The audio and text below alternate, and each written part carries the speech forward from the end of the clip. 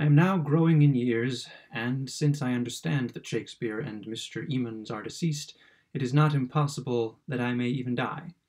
It has occurred to me, therefore, that I may as well retire from the field of letters and repose upon my laurels, but I am ambitious of signalizing my abdication of the literary sceptre by some important bequest to posterity, and perhaps I cannot do a better thing than just pen for it an account of my earlier career.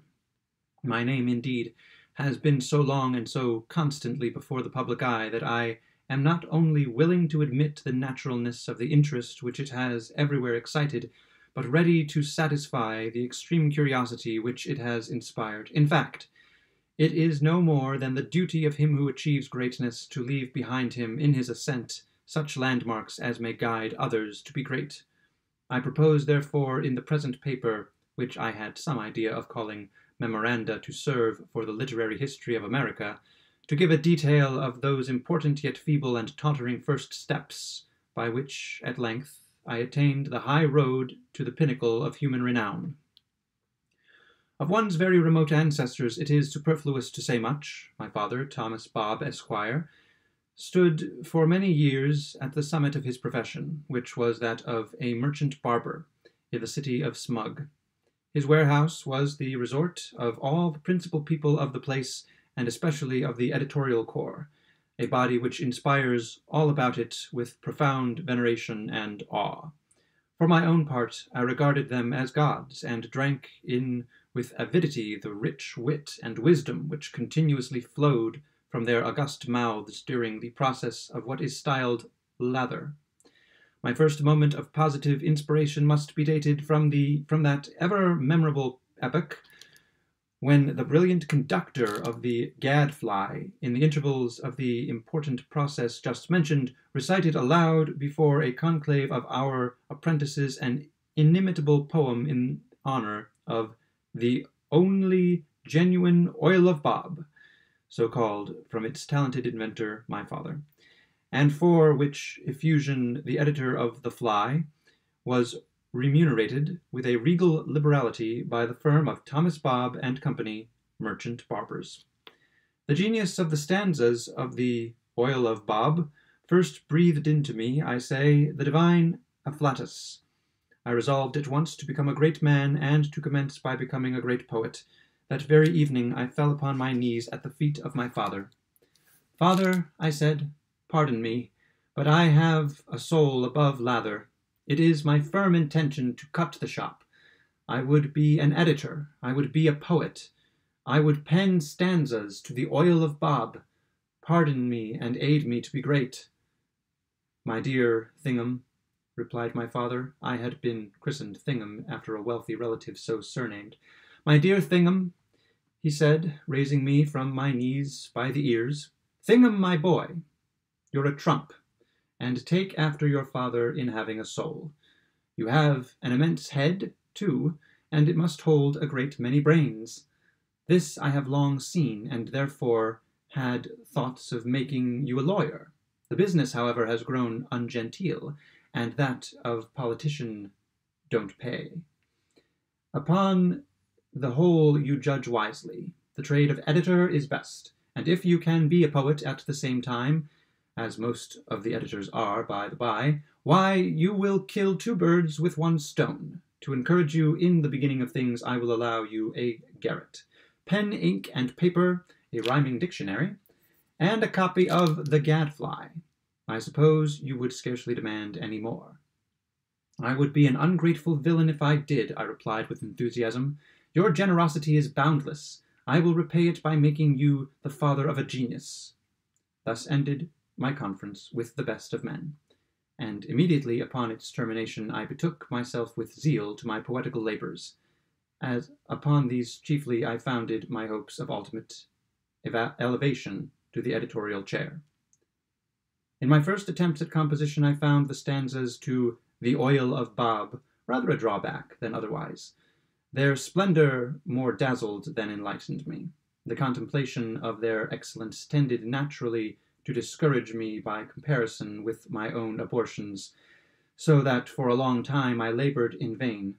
At length there came into my head one of those exquisitely original ideas which now and then will permeate the brain of a man of genius. It was this, or rather thus, was it carried into execution. From the rubbish of an old bookstall in a very remote corner of the town, I got together several antique and altogether unknown or forgotten volumes. The bookseller sold them to me for a song. From one of these, which purported to be a translation of one Dante's Inferno, I copied with remarkable neatness a long passage about a man named Ugolino, who had a parcel of brats. From another, which contained a good many old plays by some person whose name I forget, I extracted in the same manner, and with the same care, a great number of lines about angels and ministers saying grace, and goblins damned, and more besides of that sort. From a third, which was the composition of some blind man or other, either a Greek or a Choctaw, I cannot be at the pains of remembering every trifle exactly. I took about 50 verses, beginning with Achilles' wrath, and Greece, and something else. From a fourth, which I recollect was also the work of a blind man, I selected a page or two all about hail and holy light. And although a blind man has no business to write about light, still the verses were sufficiently good in their way. Having made fair copies of these poems, I signed every one of them Opodeldak, a fine sonorous name, and doing each up nicely in a separate envelope, I dispatched one to each of the 4 principal magazines, with a request for speedy insertion and prompt pay. The result of this well-conceived plan, however, the success of which would have saved me much trouble in after life, served to convince me that some editors are not to be bamboozled, and gave me the coup de grace, as they say in France, to my nascent hopes, as they say in the city of the transcendentals. The fact is that each and every one of the magazines in question gave Mr. Opodeldak a complete using up in the monthly notices to correspondence. The humdrum gave him a dressing after this fashion. Opodeldak, whoever he is, has sent us a long tirade concerning a bedlamite whom he styles Ugolino, who had a great many children that should have been all whipped and sent to bed without their suppers. The whole affair is exceedingly tame, not to say flat. Opodeldak, whoever he is entirely devoid of imagination, and imagination, in our humble opinion, is not only the soul of poesy, but also its very heart. Opodeldak, whoever he is, has the audacity to demand of us, for his twaddle, a speedy insertion and prompt pay. We neither insert nor purchase any stuff of the sort. There can be no doubt, however, that he would meet with a ready sale for all the balderdash he can scribble at the office of either the Rowdy Dow, the Lollipop, or the Goose Therumfoodle. All this, it must be acknowledged, was very severe upon Opodeldak, but the unkindest cut was putting the word posy in small caps. In those 5 preeminent letters, what a world of bitterness is there not involved.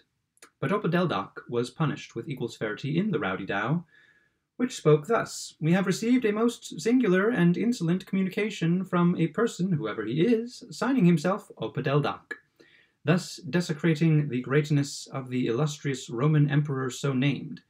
Accompanying the letter of Opodeldak, whoever he is, we find sundry lines of most disgusting and unmeaning rant about angels and ministers of grace, rant such as no madman short of a Nat Lee or an Opodeldak could possibly perpetrate, and for this, trash of trash, we are modestly requested to pay promptly. No, sir, no, we pay for nothing of that sort. Apply to the humdrum, the Lollipop, or the Goose Therumfoodle. These periodicals will undoubtedly accept any literary offal. You may send them, and as undoubtedly promise to pay for it." This was bitter indeed upon poor Opodeldak, but in this instance the weight of the satire falls upon the humdrum, the Lollipop, and the Goose Therumfoodle, who are pungently styled periodicals, in italics too. a thing that must have cut them to the heart.